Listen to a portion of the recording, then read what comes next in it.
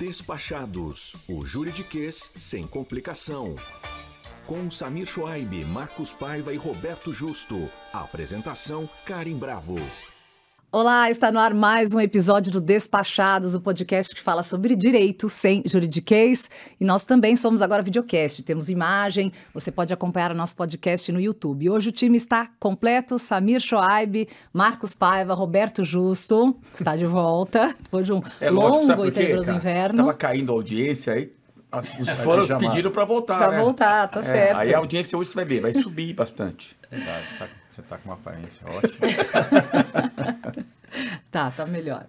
E hoje, gente, o assunto é um dos mais sensíveis da história recente. Nós vamos falar sobre o julgamento dos envolvidos no ato de 8 de janeiro, a sede dos Três Poderes em Brasília. E para falar sobre o tema, nós convidamos um advogado, Fábio Taufik, mestre em Direito Penal pela Universidade de São Paulo, sócio fundador da Taufik Advogados e foi presidente do IDD. Seja muito bem-vindo, Fábio. Prazer estar aqui, novamente. O prazer é nosso. Prazer é nosso, Fábio. Agora no vídeo, Fábio. Agora no vídeo. Quando você veio era só podcast. Era só podcast. Ainda bem que eu vi que a audiência aumenta, porque o pessoal vai achar, pô, esse cara é feio mesmo, hein? Obrigado. Começamos esse episódio com uma troca de elogios. Vamos seguir aqui? Vamos andando. Bom, esse é o clima do Despachado sempre, por isso que a gente adora estar aqui, mas a gente fala de coisa séria também. Hoje o assunto é muito sério. O que está em jogo, Fábio, nesse processo? Ficou vermelho. Vai se acostumar, já ele está acostumado. A hora que ele sair não daqui, a fila... Mas, enfim, o que está em jogo nesse processo do dia 8 de janeiro, né, não é apenas responsabilizar e punir os envolvidos no ato, mas é também a definição de limites institucionais, né, até onde vai a defesa da democracia, como preservar as nossas instituições. Então, o que esse julgamento, só para a gente dar um parecer mais amplo, né, significa para o nosso país? Qual a importância, qual a relevância desse julgamento neste momento? É muito pertinente e feliz a tua pergunta, porque é evidente que quando você analisa um julgamento como esse, ele tem um componente jurídico, como todo julgamento tem, mas ele tem um componente político, que é intrínseco ao fato que está sendo julgado. O fato que está sendo julgado, se serão absolvidos ou se serão condenados, não importa, ele é um fato com uma repercussão política, de uma relevância política fundamental. O que se está discutindo pela primeira vez na história do Brasil, golpes já houve, mas é a primeira vez que há um julgamento de um golpe frustrado. Não é? Os golpes que tiveram foram consumados. Então, e já houve, na época, né, em outros momentos da história, houve tentativas de golpe, tentativas de insurreição, na época do Getúlio, né, no Catete, houve invasão do Catete, tentaram depô-lo, mas não houve julgamento como hoje a gente está vendo. Então a gente tem aí uma questão que eu acho que é política, que é muito mais sobre o fato histórico, de que teve, evidentemente, pode haver divergências, mas houve, evidentemente, uma intenção, houve uma vontade em algum momento de algumas pessoas de usurpar o poder constituído. Então esse é o fato político, digamos, não é? Até que ponto isso configura ou não configura um crime? É o que esse julgamento, do ponto de vista jurídico penal, vai decidir. Então, por quê? Porque, obviamente, do ponto de vista jurídico, existem inúmeras discussões sobre se isso estava no mero terreno da cogitação, dos atos preparatórios, se chegou a se consumar ou não um crime. Aí é o terreno jurídico. Então, aqui a gente tem presente essas duas questões muito fortes, né? Sim. Fábio, voltando um pouquinho, desculpa, não vou entrar na linha do quem está certo, quem está errado, mas do ponto de vista processual, até para o nosso telespectador, Telespectador e ouvinte, os dois agora. Os nossos amigos, pronto, mais fácil, certo, Samir? Nossos amigos. Então, do ponto de vista processual, explica pra gente como que funciona, porque já foi direto para o Supremo, eu sei que é um ex-presidente da República, general, por exemplo, general é julgado no Supremo, explica o processo que está rolando. E um ministro do Supremo também né, interrogar um ex-presidente da República, que eu acho que isso também é algo novo, sendo que ele está envolvido, né? Não é a primeira vez que um presidente da República é julgado no Supremo. Aliás, cabe ao Supremo julgar o presidente da República, a rigor.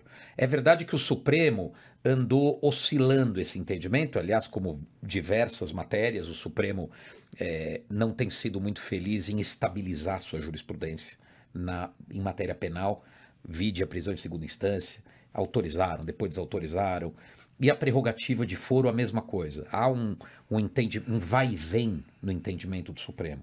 Então havia, lá atrás, há 20 anos, havia um entendimento de que, mesmo depois de encerrada a função pública, persistia a prerrogativa do Supremo de julgar um ex-presidente.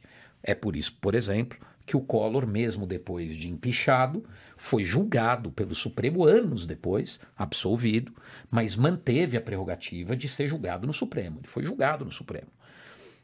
O Mensalão não julgou o presidente da República porque o Lula, na época, não foi denunciado, mas julgou vários ministros de Estado que também tinham prerrogativa de foro no Supremo e foram interrogados por um ministro do Supremo. Na época, o relator era o Joaquim Barbosa, que é o relator a quem incumbe fazer a instrução desses julgamentos. Então, não é a primeira vez que se julga um presidente da República, e o entendimento que se adotou no Mensalão é de que, quando o fato é indissociável, você não consegue fragmentá-lo, mesmo aqueles que não têm prerrogativa de foro, acabam sendo julgados também no Supremo, porque o réu principal é o presidente da República e ele tem prerrogativa. Então, se você tem no Mensalão diversos empresários, por exemplo, o Marcos Valério não era político, não tinha cargo com prerrogativa de foro, foi julgado no Supremo. Então, por conexão, você acaba mantendo todo mundo no mesmo julgamento. É claro que esse processo ele vem desde lá de trás, naqueles inquéritos que foram instaurados para apurar ofensas aos ministros do Supremo, isso lá atrás, foi instaurado com base num regimento e tal. Num artigo do regimento que diz que compete ao Supremo julgar fatos que ocorrem nas dependências do Supremo. Isso eles nem imaginavam que ia acontecer o 8 de janeiro. Mas, então, processualmente falando, o entendimento, eles mudaram recentemente para voltar ao entendimento antigo, da época do Collor, de que a competência permanece mesmo depois que a pessoa deixa a função. Então é o que permite hoje o Supremo julgar um ex-presidente. Mas não seria o plenário e não só uma turma? Essa também é outra questão. Na Lava Jato, eles decidiram que se fosse levar para o plenário, ia atravancar, porque o plenário se reúne de forma muito mais demorada, é muito mais difícil reunir os 11 e tudo mais. Então eles decidiram levar para a turma. Então, por exemplo, quem julgava os casos da Lava Jato no Supremo era a segunda turma, não era o plenário. Raramente acontecia de ir ao plenário quando um relator afetava o caso ao plenário. No caso do habeas corpus do Lula, por exemplo, o Fachin, ele sabia que ia ficar vencido na segunda turma, e aí ele afeta o plenário, mas a rigor foi julgado pela turma. Isso também é um entendimento que o Supremo ora julga de uma forma, ora julga de outra. Né? Oscila. Mas o que tem vigorado ultimamente é o julgamento pela turma. Você quer fazer? Fábio, só voltando no início que você colocou, que é uma dúvida que eu tenho também jurídica, né? Quer dizer, o Supremo está julgando se a tentativa de golpe é crime também ou ele já passou dessa fase? Porque o que pode ter havido seria uma tentativa de golpe, né? Eu ia falar exatamente a mesma pergunta, Fábio. É muito boa a sua pergunta. Mas, e aí, em complemento, até para os nossos ouvintes entenderem, Fábio, qual é a diferença da tentativa de golpe? Porque você falou no começo aqui, houve golpe. Nós vamos ver se vai ter crime ou não. Mas, até voltando um pouco antes, o que distingue a tentativa de golpe da desordem institucional? Essa é uma ótima pergunta. Primeiro que assim, seria impossível uma legislação num Estado de Direito prever o golpe consumado. Ele nunca seria punido. lógico, se a pessoa que deu o golpe conseguiu dar o golpe, ninguém vai julgá-lo. Ele vira o soberano. Exatamente. Né? Bem colocado. Então, o crime que a lei prevê, aliás, é uma lei de 2021, né? Porque a gente tinha uma lei de segurança nacional da época da ditadura que previa alguns tipos penais de proteção do Estado, mas era uma lei muito característica de um regime autoritário. Ela foi substituída em 2021, dicas de passagem, ainda no governo Bolsonaro, ele sanciona essa lei, que é a Lei de Defesa do Estado Democrático de Direito. E lá estão previstos esses tipos penais. Os tipos são de tentativa. O tipo penal, normalmente o tipo penal, eu vou dar um exemplo, matar alguém. Né? Então, matar alguém é matar alguém. Mas ele pode ser, esse crime pode existir na modalidade tentada. E aí a parte geral do Código Penal, que é uma parte genérica, vai prever qual é a redução da pena pro crime tentado. Mas os crimes, normalmente, estão previstos na sua forma consumada. Matar alguém, roubar alguém, enfim, subtrair coisa, olhar para mais. Já com esses crimes são exceção. Eles estão. O tipo começa com tentar. Então o próprio crime já é a tentativa. Entendi. Porque ele não poderia ser consumado. Né? Aliás, tem uma frase do Hélio Gaspar muito boa, né? Todo golpe fracassado é ridículo, né? Então, a gente olha e fala assim, pô, mas não é possível que isso aqui seja... Não, óbvio, né? Se ele não tivesse sido... se ele tivesse dado certo, a gente não estaria aqui nem para conversar. Então, aí a tua pergunta, né? É tudo muito...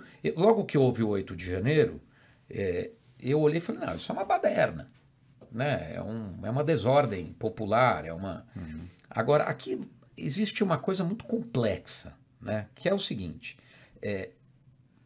concordemos ou não importa qual é em quem votamos e tal, mas que nós tivemos um presidente da República que passou pelo menos os 2 últimos anos do mandato flertando, né? Acho que o julgamento vai decidir até que ponto isso configura o crime ou não.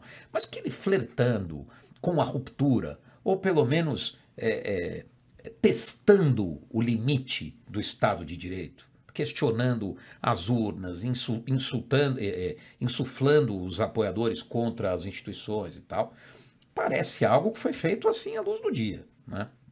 Até que ponto isso é a liberdade dele de fazer, até que ponto é crime? Repito, vai ser julgado.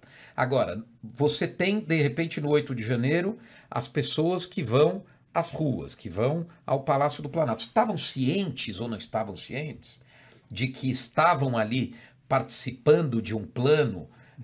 Porque maior, né? É muito doido se apenas... você pensar o seguinte. Essas pessoas estão lá querendo dar um golpe. Ok?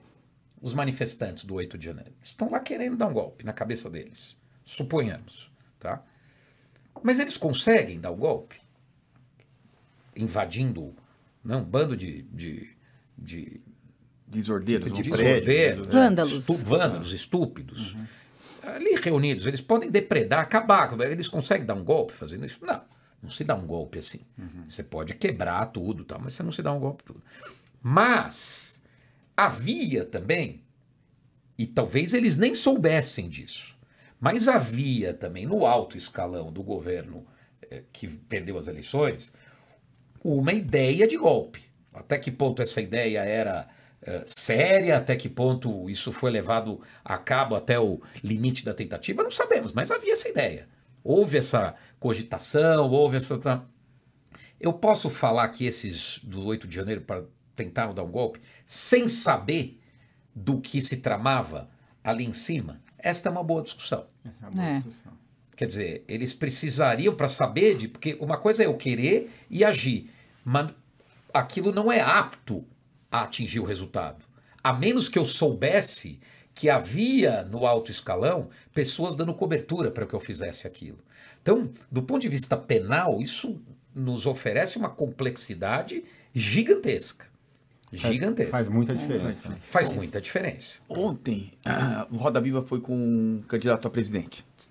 Isso, o Caiado, de Goiás. E a pergunta que se fez para ele, uma das perguntas foi com relação à anistia. Independente de quem ganhar, doutor Fábio,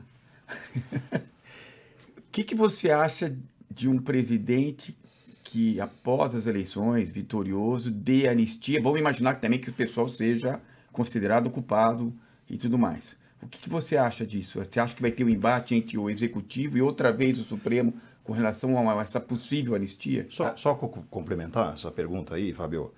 Vamos separar as anistias, né?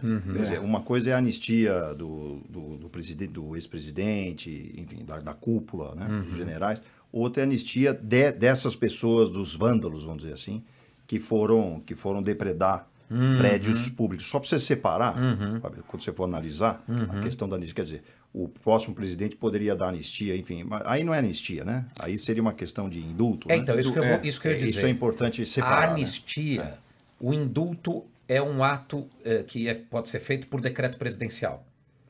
O Bolsonaro, por exemplo, quis indultar. Aliás, ele não foi nem o indulto, porque existe uma diferença entre o indulto e a graça. A graça é uma coisa que você dá individualmente para alguém. Então, eu tiro a pena do fulano de tal. E não precisa justificar. Não precisa justificar. Tá. O indulto é uma previsão de que, em determinadas situações, pessoas condenadas a tais penas, a partir de sentenças proferidas e tal, estão indultadas. Então, também é por decreto presidencial. Mas você indulta as penas, né? Você elimina a pena. Você não elimina o crime, tá? Sim. Não é uma sentença de absolvição, né? Aquilo deixa de ter, porque existem diversas outras questões que acabam tendo efeito. Eles podem né? ser condenados, mas não ter o crime. A condenação se mantém, mas ele perde a pena não é extinta. Mas isso não volta para o Supremo? A anistia, só complementando, desculpa. a anistia é o Congresso Nacional. Ah, tá.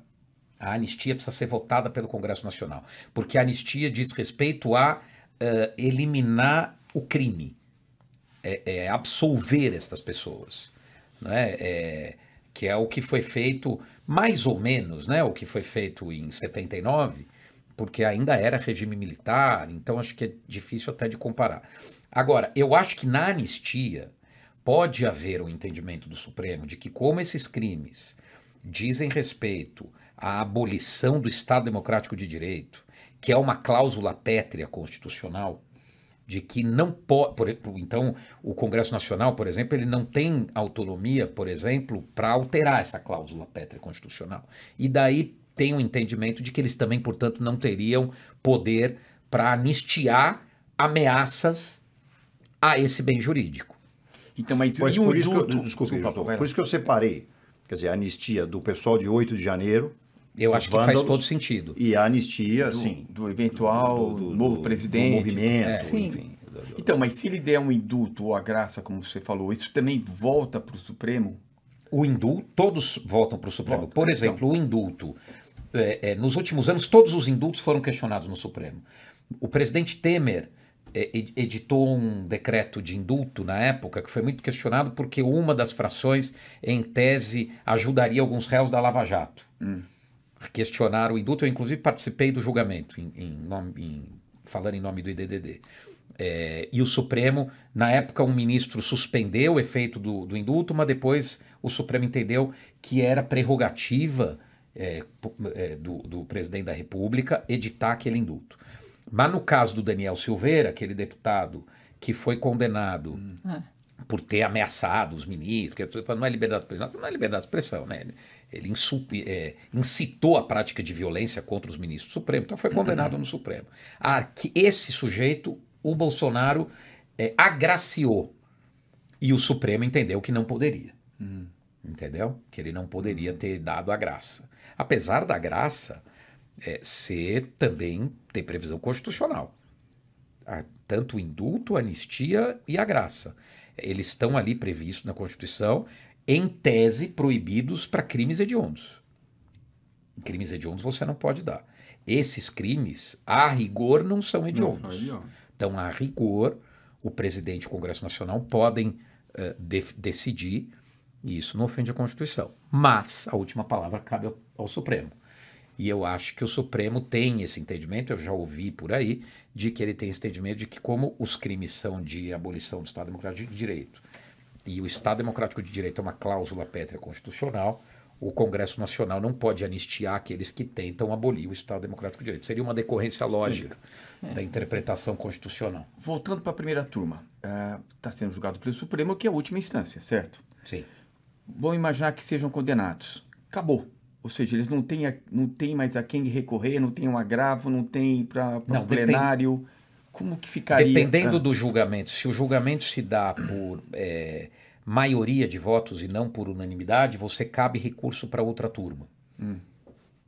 Perfeito. Que é uma turma, do ponto de vista do julgamento penal, ela é considerada uma turma mais garantista do que a primeira. E na segunda turma também tem 2 ministros, é por isso que, inclusive, os réus queriam ser julgados pelo plenário. Nas duas turmas, na outra turma, tem 2 ministros que foram indicados pelo Bolsonaro, que certamente votariam favorável aos réus, que é o ministro Cássio Nunes Marques e o ministro André Mendonça. Sim. Mas, independentemente disso, eles têm se mostrado, nos casos em geral, juízes mais garantistas, menos punitivistas. Esta turma, a primeira turma do Supremo Tribunal Federal, não é porque são o Bolsonaro. Todos os casos da Lava Jato que tentam de alguma forma levar para julgamento conjunto, eles têm entendimento diverso da segunda turma. São punitivistas, são lavajatistas. Continuam sendo. Para que a gente não ache que é um... Né, porque às vezes a gente ouve e parece que não, a primeira turma vota assim porque é o Bolsonaro. Não, ela é uma turma mais dura. O ministro Barroso, o ministro Fux, ministro Dino, agora é duríssimo. Basta ver a quantidade de habeas corpus que foram dadas nessa turma nos últimos meses. Beira zero. Compara com a outra turma. Então, ela é uma turma mais rigorosa. Agora, Fábio, uma das discussões, a questão, nós vimos o Mauro Cid, né, no primeiro dia, ele falando da minuta de golpe, que ele usou até a palavra enxugou, né? O presidente estava a par da minuta, enxugou, mas manteve a prisão de Alexandre de Moraes. A presença de Alexandre de Moraes como condutor, né, e julgador desse processo levanta um debate de imparcialidade. Né? Como é que a população enxerga ele conduzindo isso? Realmente levanta? Ele vai conseguir separar? Porque ele está ali, ele é parte desse processo. Né? Como é que... eu acho que esse é um problema que na figura dele fica mais evidente, mas ele é um problema que afeta toda a corte. Porque toda a corte, de certa forma, ela foi alvo de ataques durante o governo do Bolsonaro. O Bolsonaro não atacava só o Alexandre de Moraes. Vale lembrar que lá atrás ele atacava muito o ministro Edson Fachin, porque o ministro Edson Fachin é visto talvez como o ministro mais de esquerda do tribunal. Ele atacava o Barroso, ele atacava... Então, a rigor, todos os ministros ali têm, digamos, uma certa... São envolvidos. Estão, né? de certa forma, envolvidos. Sim. Agora, num crime em que se julga a deposição, a ameaça às instituições, e destas instituições a mais agredida foi o Supremo, né? O alvo sempre foi... Lembra que o filho do Bolsonaro, na véspera das eleições, ele dizia que com cabo e com soldado ele fecha o Supremo Tribunal Federal. Então isso, quer dizer, o ataque ao Supremo sempre foi digamos assim, o discurso preferido deles. Então, de certa forma, é o seguinte, então o Supremo tem que se abster de julgar? Eu acho que coloca aí, testa-se o limite do Estado de Direito, né, quando você tem uma situação como essa. Por outro lado, os crimes, tecnicamente falando, os crimes que estão sendo julgados, as pessoas físicas não são vítimas. Então, por exemplo, tentaram matar o Alexandre de Moraes, mas não há esse crime sendo imputado, porque esse crime realmente ele não iniciou a tentativa de um crime de homicídio. Então não existe um crime de tentativa de homicídio. Então não existe crimes com vítimas, pessoas físicas. Existe um crime contra o Estado Democrático de Direito. E, obviamente, os ministros são alvo, de alguma forma. Mas o que eu posso fazer? Quem julgaria? Mas nesse sentido aí, pegando a pergunta da Karen, seria melhor para a primeira turma afetar o pleno. Porque eu acho que é ruim para o país você ter qualquer tipo de dúvida sobre um julgamento. Acho que é isso que a Karen quis coloca dizer. em risco a credibilidade das instituições, mas porque pra quê? para o leigo... Porque o Supremo é Supremo. Então, Sim. se a primeira turma, ela podia, e o próprio relator, né, afetar o pleno. Olha, acho que esse caso merece ser julgado pelo pleno. Até para tirar um pouco esse tipo Esse de viés, dúvida. né? Talvez. Porque é ruim ter dúvida. Sim. É ruim ter dúvida. Os julgamentos de presidente da República, o julgamento do Collor, por exemplo, foi pelo pleno. Sim. O julgamento do mensalão foi pelo pleno. Exatamente, mensalão foi Não pleno. é? Foi pleno.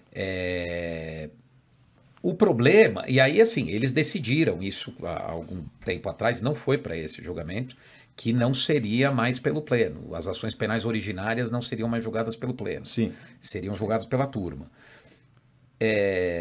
Eu acho que não adianta mandar para o pleno se ele continuasse a ser o relator. Porque o que incomoda é o fato de ele ser o relator. E ele, o Alexandre de Moraes, e aí aqui a crítica precisa ser feita, ele repete alguns erros da Lava Jato, que é um protagonismo exacerbado do juiz, não é? Uma rapidez, às vezes, sem sentido, né? Eu acho que tem o que mais me incomoda como advogado de defesa é o protagonismo. Né? A forma como ele interroga, a audiência que foi feita de um delator, em que o juiz se coloca numa posição quase de acusador, né? Com interesse muito claro na condenação. Né? Então, o Brasil ele adota um sistema, quer dizer, a Constituição Federal, isso está muito claro numa reforma recente do Código de Processo Penal, de que nós adotamos o sistema acusatório. O que é o sistema acusatório? O sistema acusatório é quando o debate da causa se dá entre Ministério Público e defesa.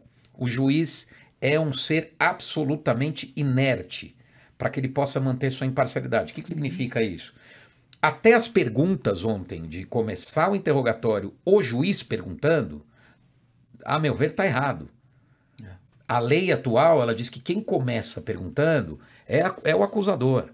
Depois, quem pergunta é a defesa. O juiz, ele faz perguntas no final para esclarecimentos do que não pôde ser clareado na inquirição feita pelas partes. Ou seja, ele tem um papel acessório, um papel de coadjuvante. E o que a gente acaba vendo é o que a gente via na Lava Jato. É um protagonismo total, né? Você não lembra da cara do procurador da República que interrogou o Lula? Alguém aqui se lembra?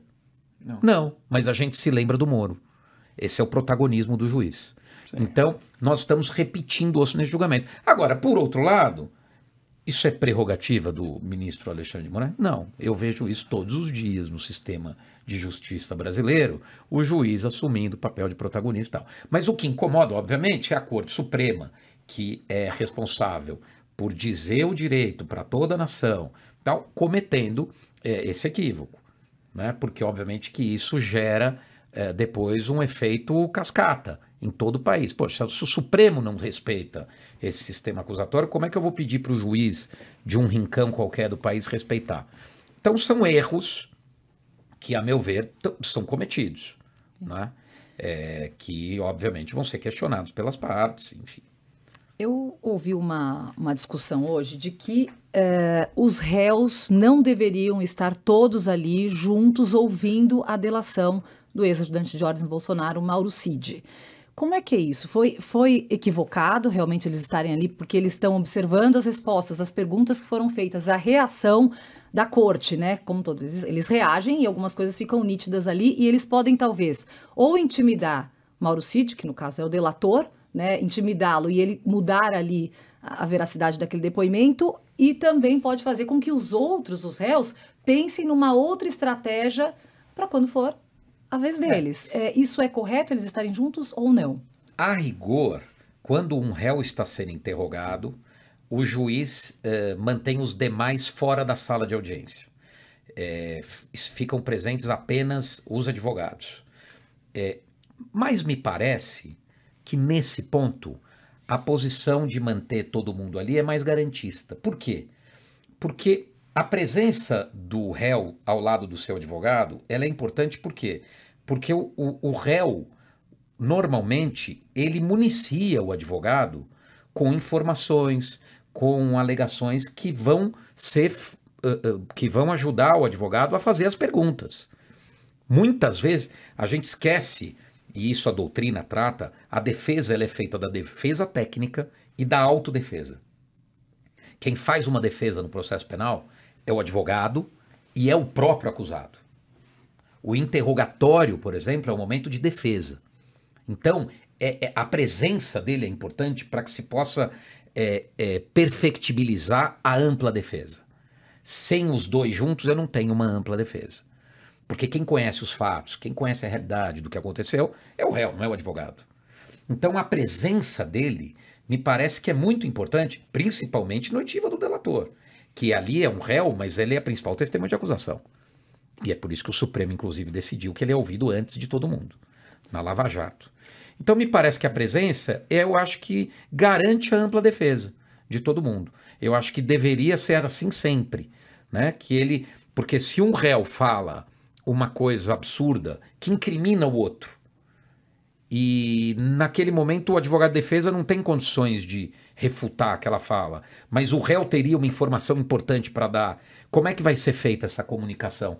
O advogado vai perder a chance de fazer a pergunta que desfaria, né? Aquele equívoco, que anularia aquela mentira, aquela calúnia. Então, isso permite um contraditório pleno, na minha opinião. Não vejo uma ilegalidade ali. Pergunta técnica outra vez. Por que no julgamento, por exemplo, só tinha a presença do Fux e do Alexandre de Moraes? E os outros? Pelo que eu entendi, quem faz a instrução do caso é o relator. É isso que prevê o regimento. Tá. Me parece que o ministro Fux, isso eu peguei das entrelinhas ali assistindo ontem, pediu para estar presente. Foi isso mesmo. Em alguns depoimentos, quando eles julgaram, aliás, no depoimento não, quando eles julgaram o recebimento da denúncia, o Fux pediu, ele falou, olha, pediu para o relator, eu gostaria de estar presente no interrogatório. Isso. Ele pediu. E aí por isso que ele fez essa... E ele é julgado, do ponto de vista do julgamento, o Alexandre de Moraes, o Fux, o Dino, a Carmen Lúcia e o Zenin valem exatamente a mesma coisa. O relator ele tem apenas um poder adicional, que é de decidir algumas questões incidentais, questões, juntada de documentos e tal, e presidir a instrução. Mas na hora do julgamento, o voto de cada um é igual. Então, o pedido do Fux foi atendido na medida seguinte: eu também vou julgar a causa, eu quero também estar lá para fazer perguntas. Eu não vou presidir a instrução. Você acha, só complementando, claro. Você acha que falamos do Mensalão. O Mensalão você tinha o Joaquim Barbosa, que nitidamente estava numa linha também, vamos dizer assim, não acusatória, mas ele estava numa tendência, mas você tinha o Lewandowski, que era o contraponto. Ele jamais teria permitido que o Lewandowski participasse. Que o Lewandowski era o contraponto. Será que o contraponto será o Fux nesse caso? Em alguma medida, eu acho que sim. Em alguma medida, eu acho que sim. Ele já deu algumas mostras de que ele não concorda com tudo. Isso. No caso da menina do batom, ele já acenou. Diminuiu a pena dela. Que deveria diminuir a pena. Talvez esse pedido dele indique alguma espécie de divergência. Isso daria, repito outra vez, Fábio, daria chance de eventualmente ir para a segunda turma num possível... Vamos imaginar, tudo na imaginação. Um julgamento que não seja unânime. Um 4-1, por exemplo. Sim. Pode levar a um julgamento, sim. Porque veja que a divergência, não sei se vocês lembram do julgamento do Mensalão, a divergência ela pode se dar em diversas questões. Né? Ela pode não se dar no momento de entender que houve os crimes, mas ela pode se dar em relação a um dos réus. Eu entendi que fulano não... A prova com relação na dosimetria da pena, fundamentalmente, que foi aonde mais houve divergência no caso do Mensalão. Teve muita divergência na questão da dosimetria da pena. Então, é natural. Aliás, é bom que haja divergência. Né? Exatamente. Um julgamento como esse, em que todo mundo entende a mesma coisa. E você acha que nessa linha existe um desgaste muito grande da figura dos ministros do Supremo? Por quê? Porque você estava dizendo agora que você é contra o protagonismo de um ministro especificamente, mas o que a gente vê é que vários ministros têm esse protagonismo. Até você comentou, na segunda turma tem 2 indicados do Bolsonaro. Na primeira eu acho que são mais indicados do Lula, não tenho certeza, mas acho que sim. Lula e Temer, né? Temer. Que é o Alexandre de Moraes. E vários ministros já se... Lula, Dilma e Temer. Dilma e Temer. Vários ministros já se posicionaram ou deram algum viés político, que pelo menos a gente nas entrelinhas entende. Isso desgasta, isso vai de encontro ou ao encontro, não, de encontro à função de um ministro que deve ser absolutamente imparcial. Eu acho que o desgaste da corte é enorme, como foi também no Mensalão, né? A TV Justiça eu acho que causou um mal muito grande, né? Expôs demais os ministros. Eu acho que foi deu a eles esse protagonismo, porque... É um protagonismo que não existe em outros lugares do mundo. Não existe, a TV Justiça é uma jabuticaba, só tem no Brasil. Não tem lugar nenhum do mundo. E não existia no Brasil no passado. Não existia no Brasil. Quem criou foi o ministro Marco Aurélio, ele estava na presidência do Supremo, ele que cria e se arrependeu depois. Porque é evidente que o ser humano acaba falando para as câmeras, os votos... Tem estatística que diz que os votos demoram... Antigamente eles falavam, estou de acordo. Acompanhe o relator. Tá. Hoje todo mundo exato. vota 2 horas. Exato. Que Dá o aqui, seu posicionamento. Então a amigo televisão, óbvio, né? Eu tô também- aqui hoje no Despachados, aqui falando na televisão. Óbvio que eu tô Muito chique, diferente. muito chique. Antes de ligar a câmera, a gente estava de outra forma. Quando ligou, a gente tá de outra. É verdade. E também Então, tem Justo. E, Fábio, tem um ponto também, e até para deixar claro, quer dizer, nós aqui do escritório, a gente não tem posição nem de direita nem de esquerda aqui. Sim. Nós estamos aqui Fazendo uma conversando. análise técnica. Mas acho que Análise técnica exato. do julgamento. Acho que a sociedade é que ela vê de um lado afrouxando os condenados da Lava Jato, de um lado, e ela vê do outro lado essa vamos dizer assim, essa rapidez, esse rigor com relação ao último governo. Isso também que é ruim, né? Eu vou dar um dado para vocês que nunca... Eu adoro citar isso para as pessoas entenderem. Todos os ex-ministros da primeira turma foram contra soltar o Lula. Todos. No habeas corpus. Nos habeas corpus e nas ADCs. A prisão em segunda instância acabou contra a vontade deles. Eles ficaram vencidos. Alexandre de Moraes, Carmen Lúcia, Barroso, Fux, nomeados por eles, eram a favor de manter as prisões em segunda instância. Quem prisão votou? em segunda instância, prisão em segunda instância. Mas era a prisão que mantinha o Lula preso. Sim, sim. Foi por conta dessa decisão. Então, essa questão da política, eu acho que assim, o julgamento é político, mas não é porque é petista. Ninguém é petista ali. Na minha opinião, eu enxergando, né, o Fachin foi contra a prisão. Quem votou a favor de revogar, acabar com a prisão de segunda instância e que permitiu que o Lula fosse solto? Gilmar Mendes, indicado pelo Fernando Henrique. Marco Aurélio Melo, indicado pelo Fernando Collor. Celso de Mello, indicado pelo Sarney. Rosa Weber, indicada pela Dilma. E um outro, Toffoli, indicado pela Dilma. Desses 5, 3 não foram indicados. Os outros todos que foram contra foram indicados pelo PT, salvo o Alexandre de Moraes, que foi indicado pelo Temer. Então, essa coisa, a gente acha que o cara tá ali... Eu acho que nos Estados Unidos tem muito isso. O cara é republicano, ele vota com o republicano. Aqui não. Ele tem a ideologia dele, ele tem o pensamento dele, entende? Aqui o julgamento pode até ter uma conotação política pela agressão às instituições, ao Supremo, mas não partidária, na minha opinião. Eu não vejo esse partidarismo. Se você for perguntar no íntimo de cada ministro ali em quem que eles votarão nas próximas eleições, eu acho que a gente ficaria muito surpreso. A Gente, foi uma belíssima análise. Vocês têm mais alguma colocação? Samir, Não, Marcos, esse Justo? assunto vai longe, né? Tem bastante longe. coisa, Excelente, mas foi muito bom. Foi muito bom. bom. Fizemos Muito aqui bom. uma análise técnica, enfim, falamos de política um pouco também, né? Muito Mas bom. foi excelente. Fábio Muito Tuvic, bom. muito obrigada pela presença aqui Imagina, no Despachados. Prazer. Obrigado, Foi muito Fábio. bom. Desculpa as brincadeiras deles aí, mas... Espero não ter falado, espero que você fale mais de direito do que de política. Não, Sim, falou o que com tinha que certeza, falar. falou o que Certo. tinha que falar, é excelente. isso. E veremos os desdobramentos dos próximos dias, né? Que esse julgamento não acabou ali no primeiro dia, ainda tem todo mundo. Vai em ordem alfabética, né, Sim. Fábio?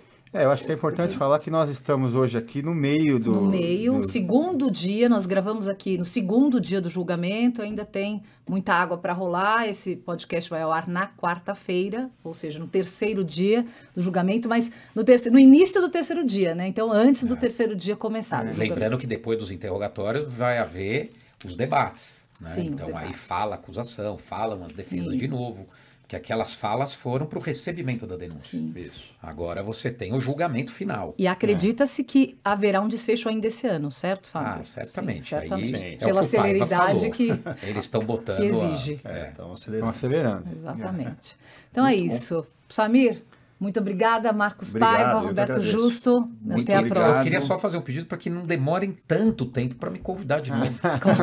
Não, e um agradecimento especial à Fernanda. Qual foi o nome dela? Fernanda Rabner, nossa ouvinte. Ouvinte Fiel. contumaz. Fiel. Muito obrigado pela audiência, Fernanda. Nós encontramos com ela e ela falou aqui para os três que escuta e assiste a todos os episódios. Olha aí que legal. Um beijo também para Fernanda. Sim. Um beijo pra Eu a Fernanda. conheço. Um beijo, Fernanda. Muito obrigada. Eu quero conhecer. Vamos dar uma medalha para ela. É isso aí. Bom, muito obrigada e até o próximo episódio.